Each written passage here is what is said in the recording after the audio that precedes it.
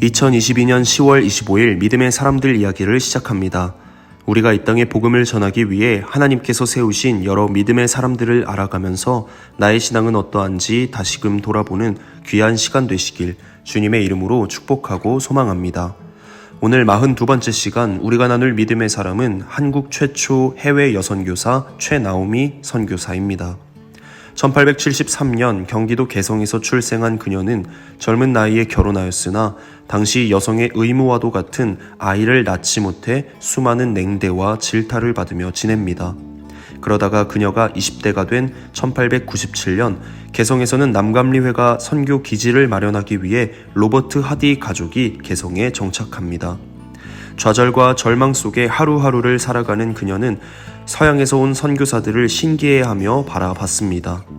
그녀는 이목구비가 동양인들과는 전혀 다른 그들을 구경하기 위해 선교사들이 머무는 곳을 자주 찾아다니다가 하디 부인 및 딸들과 친해지게 됩니다. 또한 1899년 11월에는 개성에서 한국어를 가르치며 복음을 전했던 아레나 캐롤 선교사와도 친해지게 됩니다. 해외 선교사들과 두루 친해진 그녀는 자연스레 개성 북부교회에서 드리는 예배에도 참석하게 되다가 1900년 1월 시어머니 남편과 함께 세례를 받고 이때 나오미란 이름을 얻게 됩니다. 최나오미는 1900년 10월부터 전도부인 직함을 받아 개성에서 열심히 복음을 전하게 됩니다. 그러다가 1901년 원산으로 임지를 옮긴 하디 가족과 캐롤이 원산으로 오라는 요청을 받고 남편과 함께 원산으로 향합니다. 남편은 선교사 사택 문지기로, 최나오미는 캐롤과 짝이 되어 원산에서도 열심히 복음을 전합니다. 그녀는 1907년 11월에 개성으로 돌아와 체계적인 신학 수업을 받고 1910년 3월에 졸업하자마자 협성 여자신학교에서 교사로 봉사합니다. 이후 서울 종교교회 전도사로 부임한 그녀는 1920년 서울, 개성, 원산, 춘천 등 남감리교 지역의 여성 대표로 조직된 남감리교회 조선여선교회의 초대 회장이 됩니다. 남감리회 조선여선교회는 각 지방교회의 여선교회 조직을 독려하고 회원들의 회비를 모아 국내외의 선교 사업을 체계적으로 추진하게 됩니다.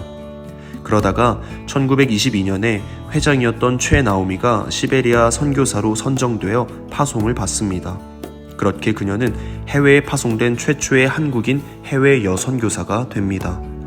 그녀는 시베리아에 도착하자마자 3년 동안 시베리아 북간도 지역 등 광범위한 지역을 두루 순회하며 돌보는 일과 여자 성경학원을 설립하여 전도부인 양성 사업에 몰두합니다. 이후 일선에서 은퇴한 그녀는 1949년 77세로 주님 품에 안기게 됩니다.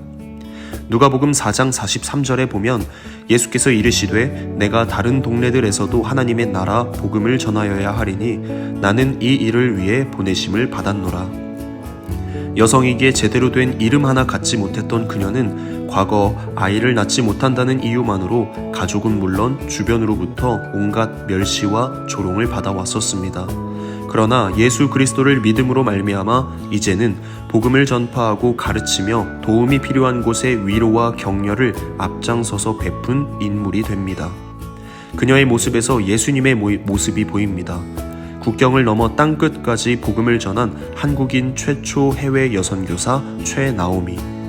나의 기쁨이라는 뜻을 지닌 그녀의 이름처럼 세상이 감히 줄 수 없고 오직 복음을 통해 얻을 수 있는 참된 기쁨을 통해 새로운 삶을 살았습니다. 오늘 우리 역시 예수 그리스도의 복음을 통해 얻은 참된 기쁨으로 누군가에게 복음을 전파하고 가르치며 도움이 필요한 곳에 위로와 격려를 베풀어주는 삶을 사는 것은 어떨까요? 복음을 통해 세상이 감히 줄 수 없는 참된 기쁨을 날마다 몸소 경험하는 저와 여러분 되시기를 주님의 이름으로 축복하고 소망합니다.